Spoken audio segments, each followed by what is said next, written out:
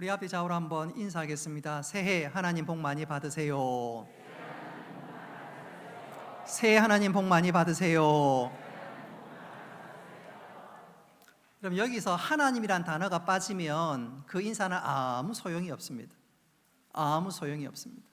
복의 주체가 누구시지요? 하나님. 복을 주시는 분이 누군 줄 알아야 감사할 수 있고, 또 하나님께 또 복을 구하고 또 믿음의 선순환이 일어나기 때문에 불신자들은 그냥 새해 복 많이 받으세요 그러지만 우린 다릅니다. 새해 하나님 복 많이 받으세요. 그래서 하나님 주신 은혜도 알고 감사하고, 그래서 우리가 올 한 해 축복의 통로가 될 뿐만 아니라 믿음의 전성기가 되시기를 주님의 이름으로 축복합니다. 앞으로 2달 동안 마태복음 5장에 나와 있는 소위 팔복에 관한 말씀을 전하고자 합니다. 우리 이 팔복의 말씀을 통해서 하나님께서 기대하시는 믿음의 삶이 무엇이고, 또 내가 어떻게 살아가야 하는지 삶의 방향과 이정표를 확인할 뿐만 아니라 주님의 기쁨과 주님의 소원이 되는 우리 모두가 되시기를 주님의 이름으로 축복합니다. 마태복음 5장에 소개되고 있는 이 팔복은 하나님의 백성, 즉 천국 백성들이 가지고 있는 영적 특징이 무엇인가, 바로 그것을 소개하는 말씀입니다. 다시 말씀드리면 천국 백성들은 이런 특징이 있다. 그것이 바로 팔복 말씀입니다. 오늘 우리가 읽은 말씀에 보면 심령이 가난한 자는 복이 있나니 그랬습니다. 그러나 이 말씀을 원문에 가깝게 해석하면 이렇게 표현할 수 있습니다. 복되도다 심령이 가난한 자들이요. 다시 한번 말씀드립니다. 복되도다 심령이 가난한 자들이요. 사실 이렇게 성경이 기록되었으면 참 좋을 뻔했습니다. 왜냐하면 심령이 가난한 자는 복이 있나니 이 말씀은 약간의 오해의 소지가 있습니다. 복을 받으려면 심령이 가난해야 한다. 마치 심령이 가난한 것이 복의 조건인 것처럼 오해할 수 있기 때문에 사실은 복되도다 심령이 가난한 자요, 그렇게 해석하는 것이 참 중요합니다. 심령이 가난한 자는 복이 있나니 이 말씀은 때로는 마음이 가난해야 복을 받을 수 있다는 마치 행복론 강의처럼 들릴 수도 있습니다. 그래서 사실은 계속해서 강조합니다만은 한 번 더 합시다. 복되도다 심령이 가난한 자들이요. 이렇게 우리가 고백할 수 있는 것이 중요하기에 오늘 설교 제목을 복되도다 심령이 가난한 자들이요 그랬습니다. 자, 오늘 읽은 말씀 심령이 가난한 자는 복이 있나니 이 말씀이 우리에게 주는 중요한 영적 교훈이 무엇일까? 오늘 2가지로 말씀드리고자 하는데 그 이전에 우리가 생각할 것은, 오늘 말씀해 보니까 천국 백성은 심령이 가난하다 그랬는데 여기서 가난이란 것이 도대체 무엇을 뜻하는 말씀일까요? 헬라어 원어에 보면 이 가난이라는 말은 한번 따라 합시다. 푸토코이. 좀 생소한 단어일 수도 있는데 이 말은 너무너무 가난해가지고 매일매일 구걸하지 않으면 살기 어려운 절대 빈곤을 뜻합니다. 그러니까 심령이 가난한 자는 복이 있나니 천국이 저희들의 것이다, 이 말은 더 구체적으로 심령이 가난하다는 말은 내가 하나님 앞에 서서 나의 절대적인 추한 모습을 깨닫는 것, 그래서 내가 하나님의 은혜가 없이는 도무지 살 수 없는 것, 바로 그것이 심령이 가난한 자다 그 말입니다. 그렇게 하나님의 은혜와 하나님의 긍휼을 구하는 자에게 하나님께서 불쌍히 여기시고 은혜를 베풀어 주신 줄 믿으시기를 바랍니다. 하나님이 없으면 안 됩니다. 나는 하나님이 없으면 안 됩니다. 마치 갓난아이가 엄마가 없으면 생존할 수가 없고 갓난아이는 아무것도 할 수 없어서 절대적으로 엄마의 도움이나 손길이 필요한 것처럼 심령이 가난한 것이 바로 그겁니다.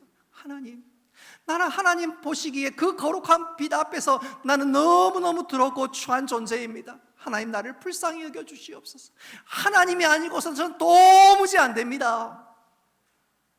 저에게 긍휼을 베풀어 주옵소서. 그래서 하나님 앞에서 절대적인 자신의 부족함을 깨닫고 나의 죄된 모습을 깨닫고 하나님 앞에 긍휼을 구하는 것, 그게 심령이 가난한 자요. 그럴 때 하나님께서 은혜를 베풀어 주시지요. 그런데 세상은 이런 심령이 가난하다는 것 죽었다 깨어나도 모릅니다. 아니, 심령이 가난하다 이것을 너무너무 싫어합니다. 세상 사람들은 전혀 그렇지 않아요. 만에 하나 청년들이 취업을 앞두고 면접을 받습니다. 그리고 면접관 앞에서 면접관님, 나는 너무너무 더럽고 추한 존재입니다. 그렇게 고백해 보십시오. 그럼 면접관이 뭐라고 그러겠어요? 그래요? 그럼 집에 가서 쉬세요. 그러지 않겠습니까? 혹은 외판하는 직원이 물건을 팔면서 고객에게 저는 죄와 불의에 가득한 사람입니다. 그렇게 고백해 보세요. 이 사람 도대체 무슨 말 하는 거야? 이 사람 미친 거 아니야? 그래서 고개를 돌리겠지요.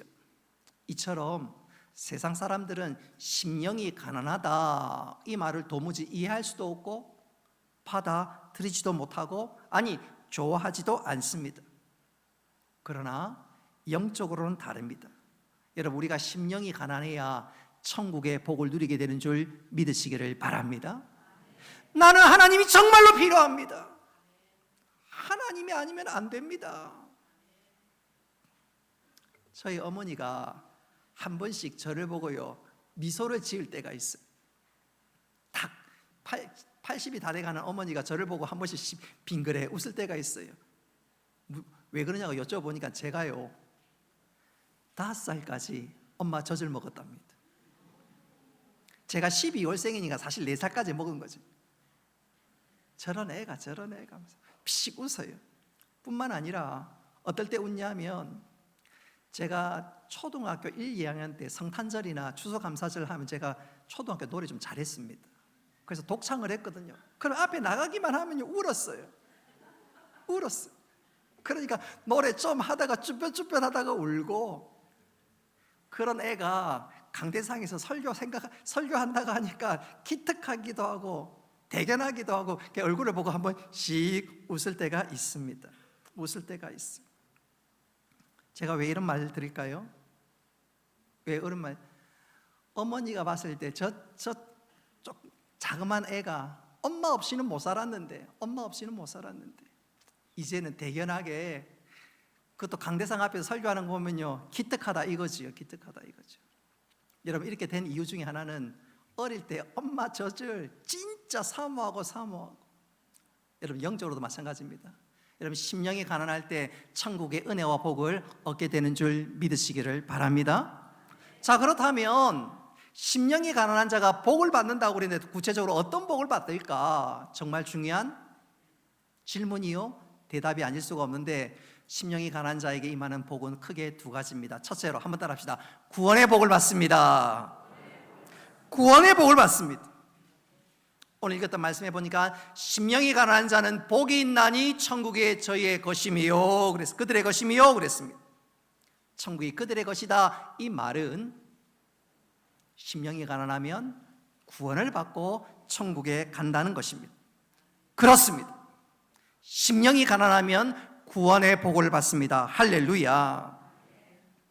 반대로 말하면 심령이 가난하지 않는 사람은 절대로 구원받지 못합니다. 심령이 가난하지 않은 자는 구원받지 못합니다. 그도 그럴 것이, 심령이 가난한 자는 하나님 앞에서 내가 절대적으로 추한 죄인인 것을 깨닫지요. 하나님, 나를 불쌍히 여겨 주시옵소서, 그러지 않습니까? 반대로 심령이 가난하지 않은 자는 당신은 죄인입니다, 그 얘기를 들으면 인정하지를 못합니다. 내가 무슨 죄인이야, 내가 무슨 죄를 지었어, 받아들이지도 않고 죄인이란 얘기를 들으면요 싫어하고, 아니 화를 냅니다. 죄인이 아니니까 십자가를 붙들지도 않지요. 예수님이 나를 위해서 돌아가셨다는 그 말을 들으면 괜히 기분이 나쁩니다. 왜 나를 위해서 죽어? 내가 무슨 죄인이야? 내가 크게 죄를 지은 것도 없는데 뭐 예수님이 나를 위해서 죽었다고? 말도 안 되는 소리. 예수님과 십자가를 거절합니다. 그러니까 심령이 가난하지 못한 사람은 하나님 앞에 내가 얼마나 추한 존재인지를 깨닫지 못하는 자는 십자가를 거절하고 십자가에 대해서 듣기 싫어하고, 그러니까 구원의 복된 자리에 이를 수가 없는 것이지요.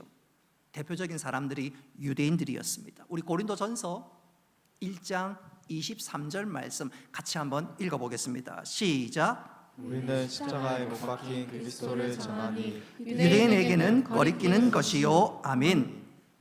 여러분, 유대인들에게 십자가가 꺼리낀다 이 말이 무슨 뜻이냐면, 나는 별로 죄를 지은 것이 없는데 뭐 예수가 나를 위해서 죽었다고? 말도 안 되는 소리.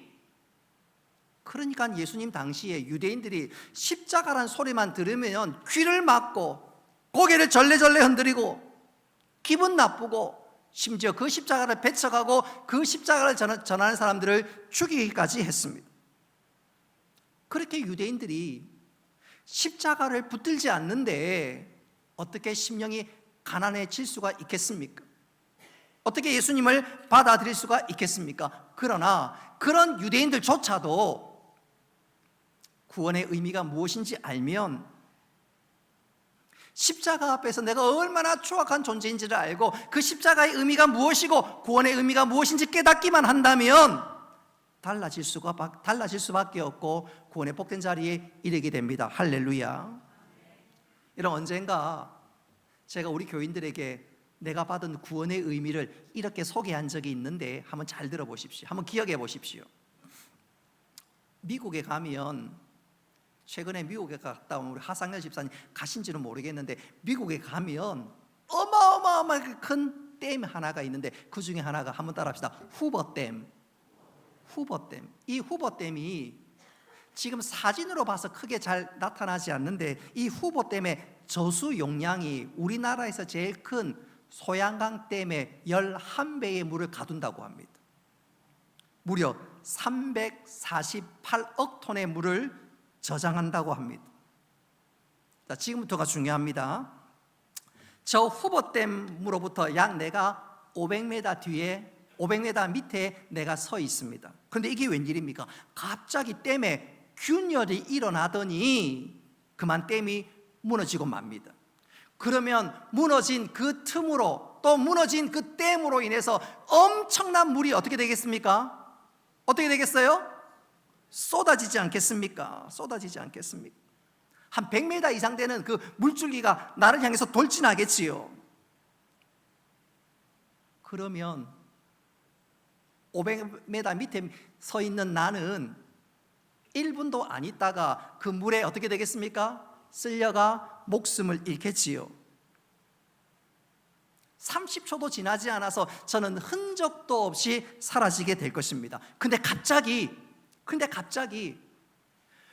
그 엄청난 물줄기가 쏟아지는데 갑자기 내 앞에 있는 땅이 갈라지더니 엄청나게 큰 구덩이가 생기고, 그 구덩이로 갑자기 물이 다 빨려들면서 물 한 방울 나에게 튀기지 않는다면 저는 안전하게 되지 않겠습니까?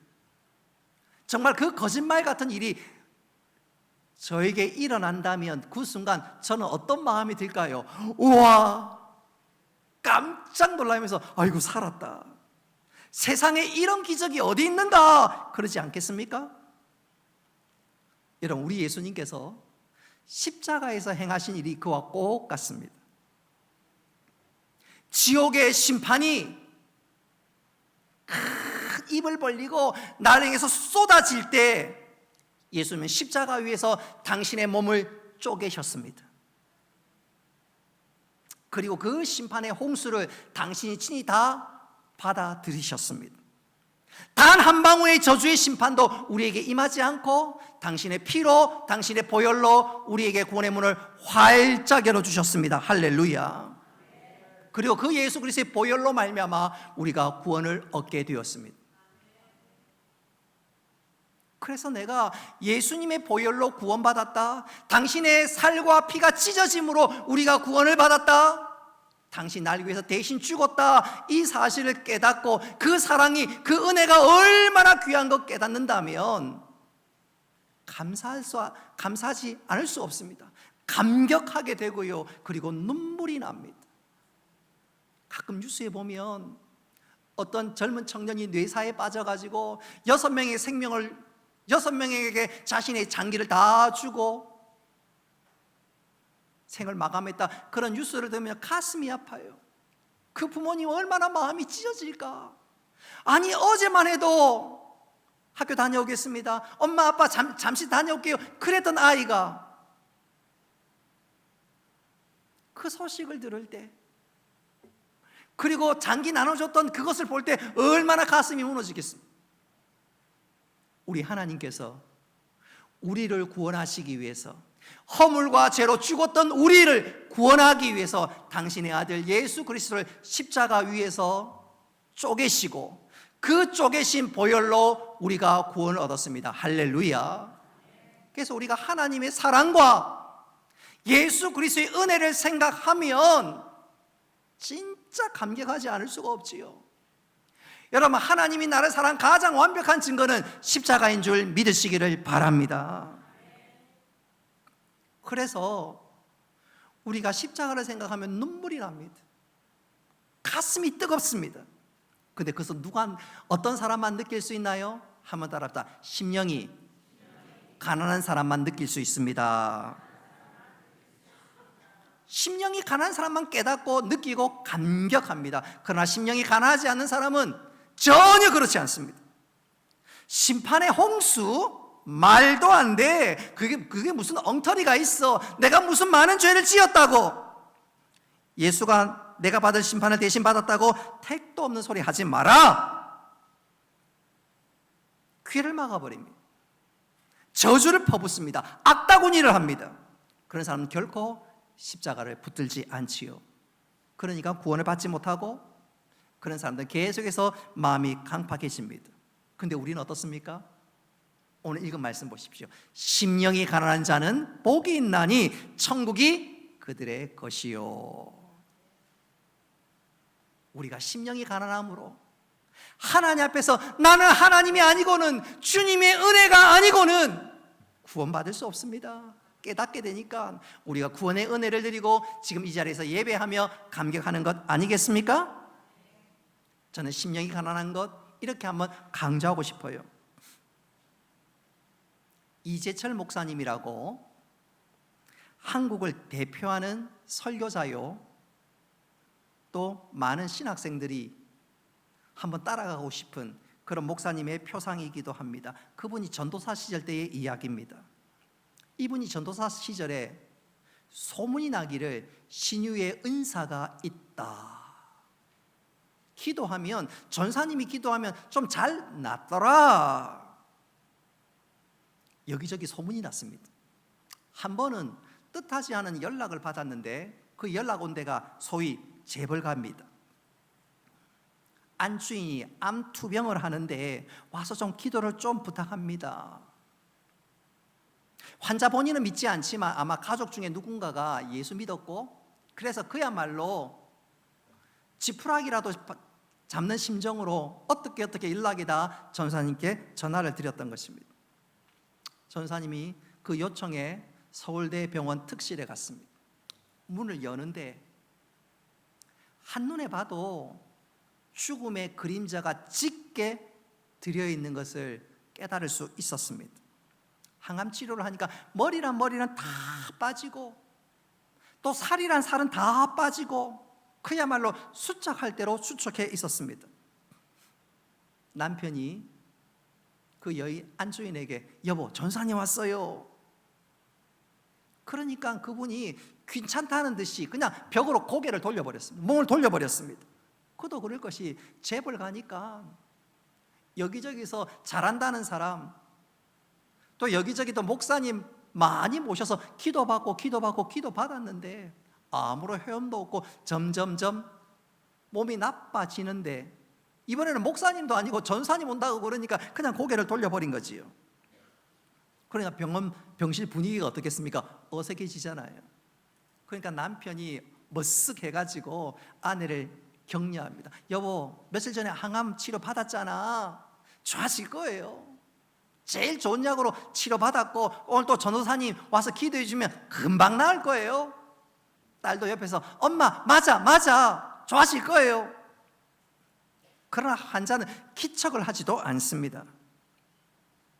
전사님도 순간 분위기가 어떻다는지 금방 느낄 수 있었는데 순간 이재철 전사님이 그 부인에게 이렇게 외쳤습니다. 잘 들어보십시오.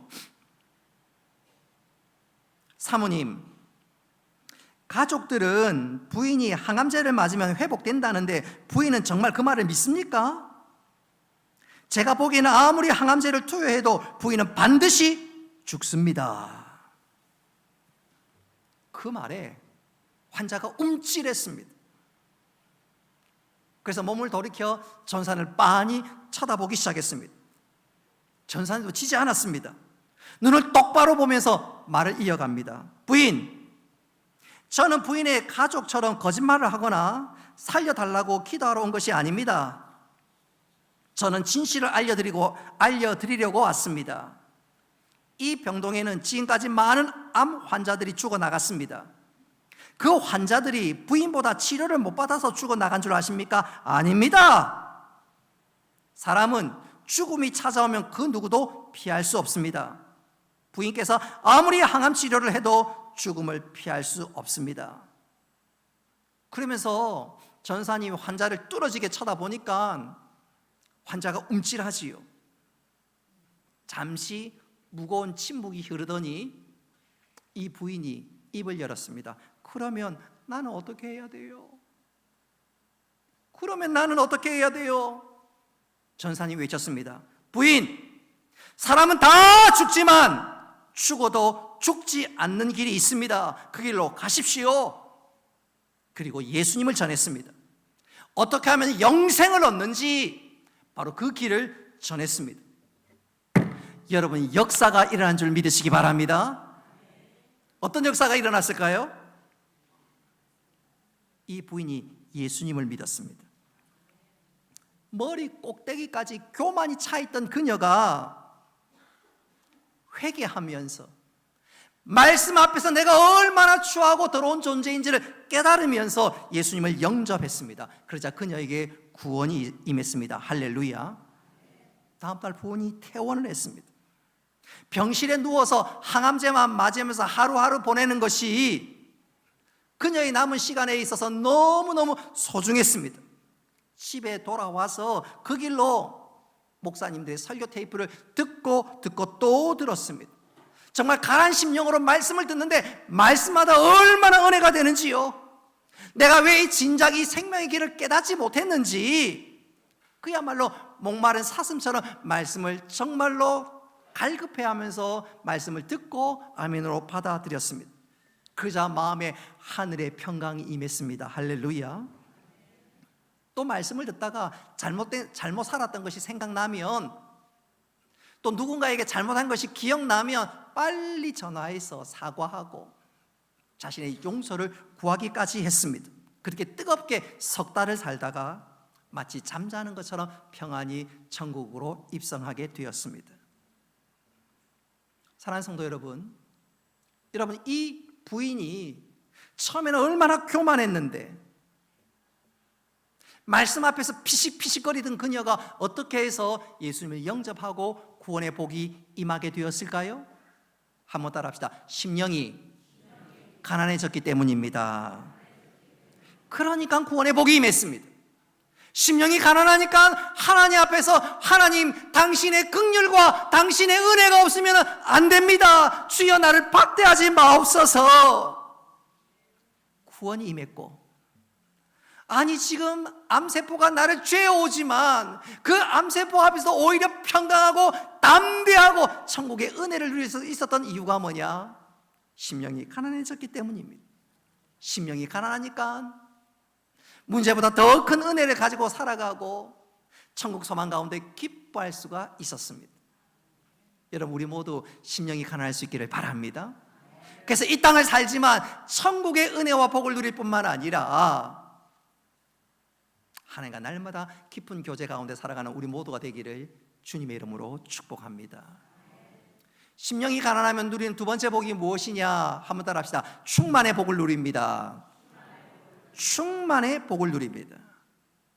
심령이 가난한 자는 천국이 저희들의 것이요 그들의 것이다. 이것은 우리가 죽으면 천국에 간다 그것만 뜻하는 것이 아닙니다. 이 말씀은 우리가 이 땅을 살면서도 천국을 맛보며 천국을 누리며 살아갈 수 있다는 말씀입니다. 그도 그럴 것이 나는 하나님의 은혜가 아니면 안 됩니다. 하나님의 긍휼이 필요합니다.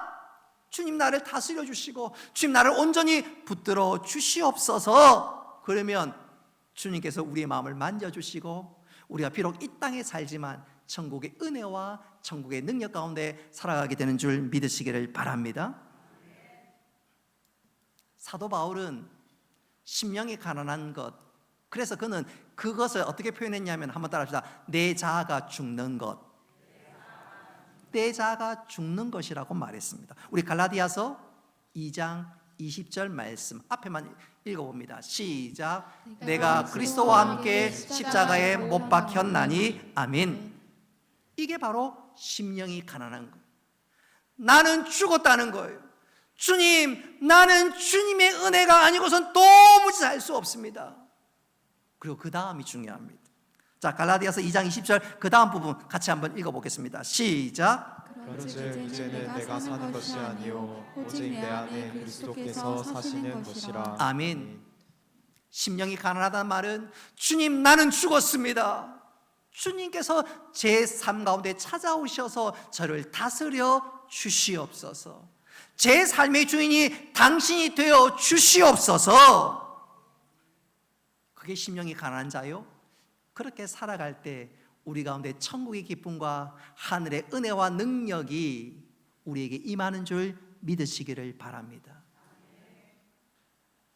하늘의 은혜가 내 심령에 거하게 되는 거지요. 다윗은 이것을 이렇게 표현했습니다. 시편 23편 1절에 여호와는 나의 목자시니 내가 부족함이 없으리로다. 내가 주인이 아니라 주님이 주님 되시면 나는 그것으로 충분합니다. 주님이 내 삶을 살아주시고 나를 인도하시니 이것만큼 놀라운 은혜와 복이 어디 있겠습니까? 그래서 심령이 가난한 자는 한번 따라 합시다. 충만의 복을 누립니다. 그런 측면에서 나는 어때요? 나는 신앙생활하면서 기쁘고 감사하고 감격 속에 살아가고 있습니까? 혹 그렇지 못하다면 문제가 금방 발견되는 거예요. 내가 죽지 않아서 그렇습니다. 내 심령이 가난하지 않아서 그렇습니다. 내가 죽고 내 심령이 가난하면 주님 당신이 필요합니다. 주여 저에게 찾아오시옵소서. 그러면 성령께서 우리의 마음을 만져주시고 우리 가운데 역사해 주십니다. 할렐루야. 그러면 진짜 충만의 은혜, 내가 많은 거 소유하지 못했지만 넘치는 감격과 기쁨 속에 살아갈 수 있게 됩니다. 그래서 우리에게 정말로 필요한 것은 주의 환경이 아니라 먼저 내 심령이 가난하게 되는 것, 주님의 은혜가 정말로 필요합니다. 바로 그것이 내 삶의 첫 출발점이요 디딤돌이 될 수 있어야 되겠습니다. 그렇게 심령이 가난하면 하나님의 뜻을 금방 깨닫습니다. 그리고 한 걸음 더 나아가 전천후에 감사를 하게 될 수 있습니다. 그런 실례를 보여줬던 대표적인 사람이 바로 사도 바울입니다. 여러분, 사도 바울은 우리가 잘 아는 것처럼 육신이 연약한 자였습니다. 그는 그의 몸에 말로 다 할 수 없는 고통이 있는데 그것을 가르쳐서 그는 육체의 가시라고 얘기했습니다. 이것만 없으면 사역을 더 잘 감당할 수 있는데 이 육체의 가시, 이 육체의 질병이 진짜 나를 힘들게 하는구나. 그래서 그가 이 병을 없애게 해달라고 무려 작전기도 3번을 했습니다. 그때마다 고침을 받지 않습니다. 이상하리 많지. 나는 기도하고 예수님의 이름을 외치면 다른 사람이 회복되고 심지어 죽은 자도 살아났는데 이게 웬일인지 자기 몸의 질병은 육체의 가시는 낫지를 않는 거예요. 내 믿음이 부족한지 도대체 뭐가 문제인지 도무지 낫지를 않습니다. 작정 기도를 3번이나 했는데도 하나님께서 응답해 주시지 않습니다. 그러다가 그에게 마침내 기도 응답이 찾아왔습니다. 우리 고린도후서 12장 9절 말씀 같이 한번 읽어보겠습니다. 고린도후서 12장 9절입니다. 시작. 나에게 이르시기를 내가 네게 족하도다. 이는 내 능력이 약한 데서 온전하여 짐이라 하신지라. 그러므로 도리어 크게 기뻐함으로 나의 여러 약한 것들에 대하여 자랑하리니 이는 그리스도의 능력이 내게 머물게 하려 함이라. 아멘. 하나님께서 바울에게 응답하시기를 바울아 그 병을 그대로 짊어지거라. 그 병을 갖고 살아가거라. 그게 하나님의 응답이었습니다. 다시 말씀드리면 하나님의 응답이 바로 이런 거지요. 바울아 네 자신을 온전히 비울 수 있다면 그 병으로 인해서 네 자신을 온전히 비울 수 있다면 내가 네 삶을 살아주마. 그 병 때문에 네가 가난해져서 나를 온전히 의지할 수만 있다면 네 힘이 아니라 내 능력으로 살게 해주마. 그게 하나님의 응답이었습니다. 바울이 그 응답을 깨닫고 나자 고린도후서 12장 9절 하반부에 뭐라고 고백하지요? 그러므로 도리어 크게 기뻐함으로 나의 여러 약한 것들에 대하여 자랑하리니 이는 그리스도의 능력이 내게 머물게 하려 함이라. 바울에게서 치명적인 약점이 그의 장점이 되었습니다. 그 약점이 오히려 하나님을 더욱더 의지하는 통로가 되었고 그에게 병이 축복이 되었습니다.